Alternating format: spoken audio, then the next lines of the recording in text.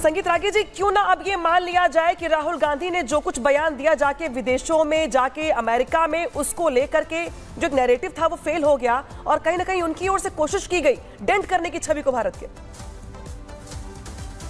देखिए, दो बातें मैं कहना चाहता हूं।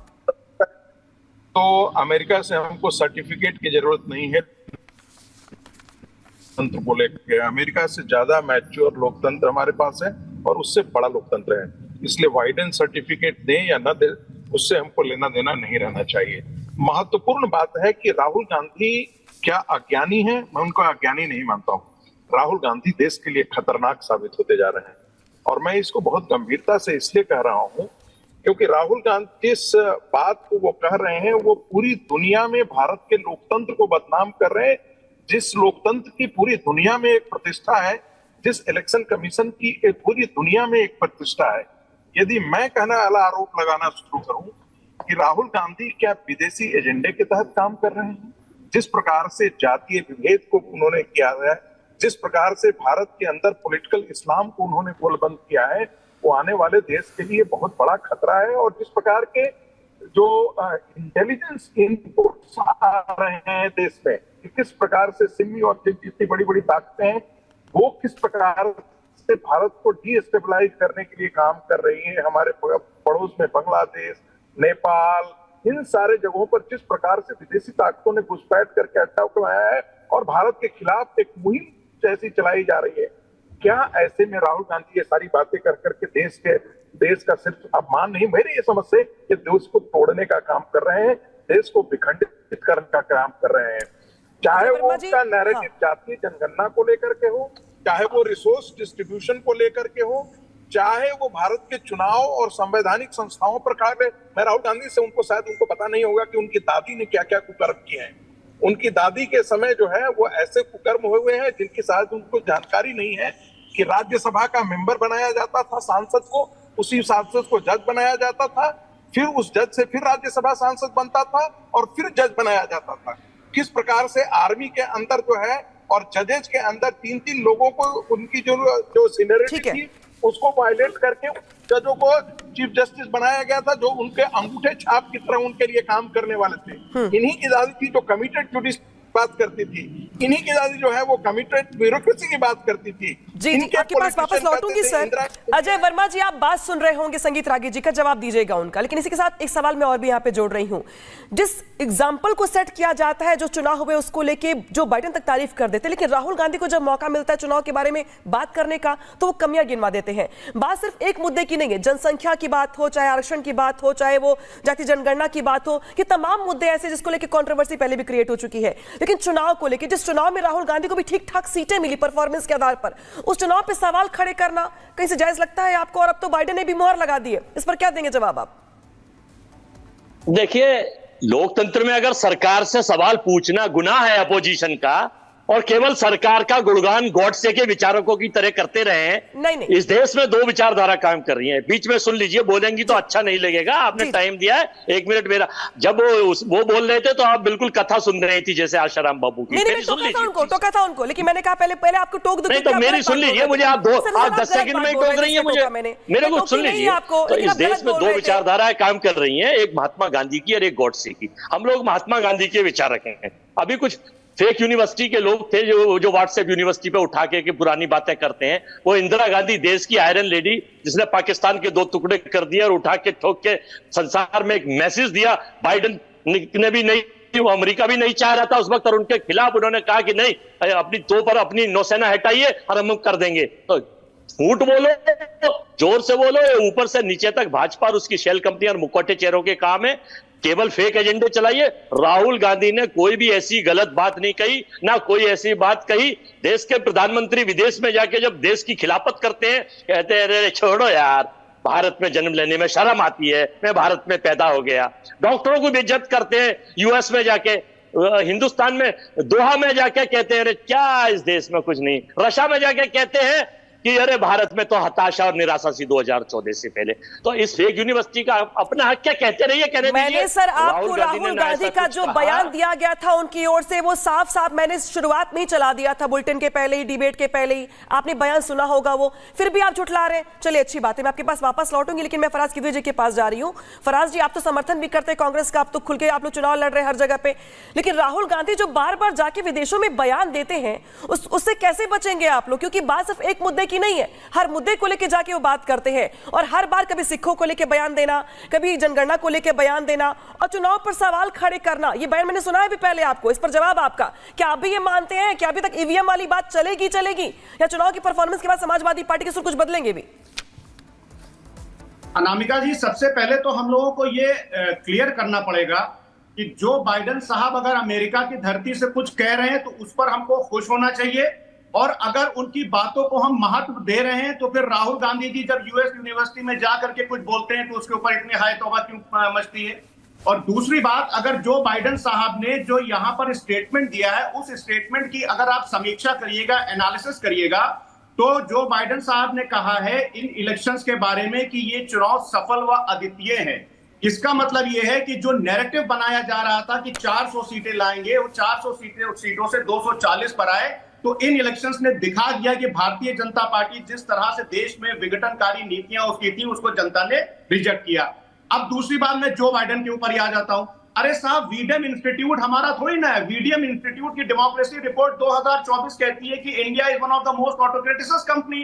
Freedom House, according to the report release by Freedom House, जो कि यूएस गवर्नमेंट का ही फंडेड नॉन प्रॉफिट ऑर्गेनाइजेशन है, वो कहता है कि democracy in India is losing ground. और द इकोनॉमिक इंटेलिजेंस यूनिट जो है उसने इंडिया की डेमोक्रेसी को फ्लॉट डेमोक्रेसी करार दिया था और बोला था कि श्रीलंका को उसे इक्वेट किया था। तो मैं ये इस पर नहीं जा रहा हूं कि राहुल गांधी के बयान पर क्या बोल रहे हैं या इंटरनेशनल फराज जी दो लाइन राहुल गांधी के बयान पर भी।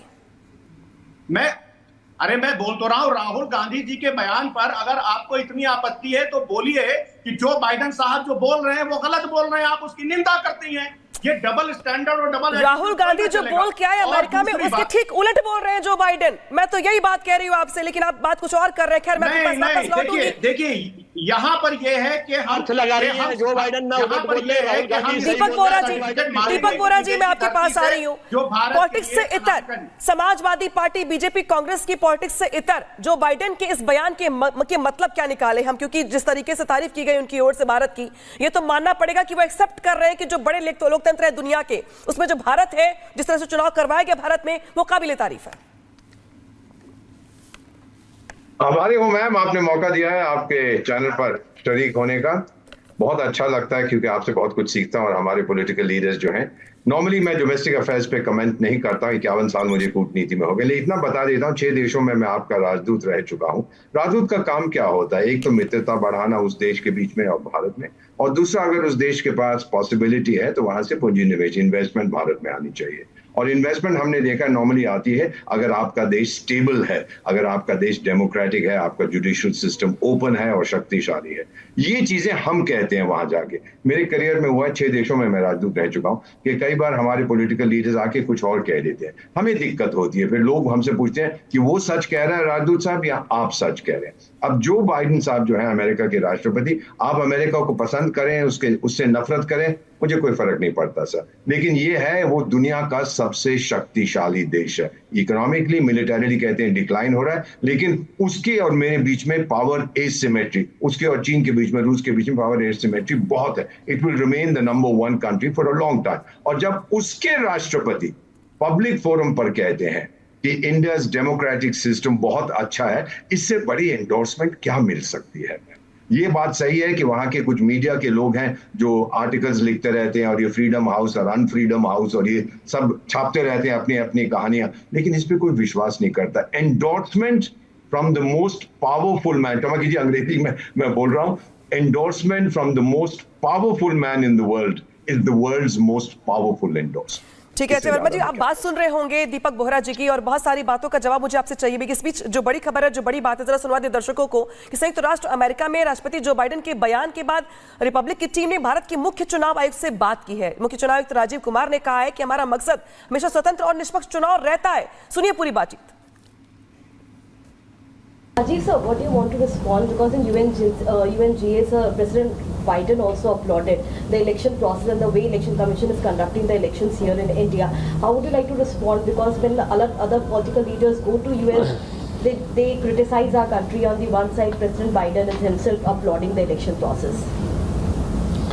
See, in the elections, Indian elections, we are very precisely, we only do three things. What we do? We make the electoral roll free and fair. That is one job we have. Second job we have is to provide a level playing field during the campaigning, make it far less cluttered, inducement free. And thirdly, we make it comfortable when the people come to vote. This is what it is. And what does it create? It creates only trust in the Election Commission. That's all. So we are in the business of creating trust and not defeating the trust at any point of time. Ajay Verma जी, सुना आपने राजीव कुमार जी को? वो खुद भी ये कह रहे थे कि हमारी कोशिश यही रहती है कि जो चुनाव हो अच्छे से हो, बेहतर तरीके से हो, व्यवस्थाओं के साथ हो। अब क्या राहुल गांधी अपने बयान को लेकर माफी मांगेंगे? क्या स्वीकार करेंगे कि जो उनकी ओर से बयान दिया गया अमेरिका में वो गलत दिया गया? तारीफ तो हर तरफ से हो रही है ना। देखिए, जो बाइडेन साहब ने कहा था कि अभी दीपक साहब भी कह रहे थे, 6 देशों में वो रहे हैं राजदूत और जिम्मेदार आदमी हैं और सीनियर आदमी हैं, बुजुर्ग हैं। वो कह रहे थे कि भारत का लोकतंत्र के बारे में जो बाइडेन साहब ने कहा डेमोक्रेसी के लिए कहा गया तो यही तो भारत की खूबसूरत, the biggest democracy in the world, यही तो भारत की खूबसूरत डेमोक्रेसी है कि अपनी कोई बात कहीं भी रख सकता है। अगर आप गला घोटेंगे देश के सरकार बनके कि नहीं साहब ये तो वही एजेंडा हमारा लिख के भी, हमारा एजेंडा भी लिख के सरकार दे देगी, लीडर ऑफ अपोजिशन क्या जाके बोलना। अच्छा, दूसरी राजीव कुमार साहब सुन लीजिए, एक रिपोर्ट आई थी इलेक्शन के बाद, मेरी बात सुन लीजिए, एक रिपोर्ट आई थी इलेक्शन के बाद, आप एनसीआर का भी डाटा पढ़ते हैं, सीआरबी का भी, कि 80 सीटों पर कुछ सीटें ऐसी हैं, 80 सीट हिंदुस्तान की 542 में से, जहां वोट तो पड़ी थी सपोज 100 और निकली वहां 110, जहां वोट तो पड़ी थी सपोज 120 वहां निकली। तो जब उस 80 का अगर जांच कराया जाए तो चुनाव आयोग पे क्यों नहीं उंगली उठाई जा सकती? पहले तो चुनाव आयोग पे आडवाणी साहब ने उंगली उठाई थी, इनके जीवी नरसिम्हा राव ने तो किताब ही लिख दी थी, और इनके एक वो थे स्वामी साहब, उन्होंने तो 10 में कोर्ट में चले गए थे कि साहब चुनाव आयोग तो बिल्कुल काम ही नहीं करता है और एक तरफा चल रहा है। अगर लोकसभा चुनाव के वक्त भी कई लोग सुप्रीम कोर्ट तक गए थे वीपीएट पर्चियों को लेकर के, लेकिन सुप्रीम कोर्ट से क्लीन चिट मिली थी। मैं याद दिला दूं एक बार फिर से आपको। दूसरी बड़ी बात यहाँ पर, दूसरी बड़ी बात सर यहाँ पर ये कि किसी भी मुद्दे को लेकर बात रखना इसमें कोई गुरेज की बात नहीं है। देश में महात्मा गांधी के इस देश में गांधी जी की विचारधारा चलेगी। गॉड से जो आतंकवादी था, हत्यारा था, उसकी विचारधारा सर, मैं राहुल गांधी के बयान की बात कर रही हूँ। जैसे आपको मैं बात रखने का पूरा मौका दे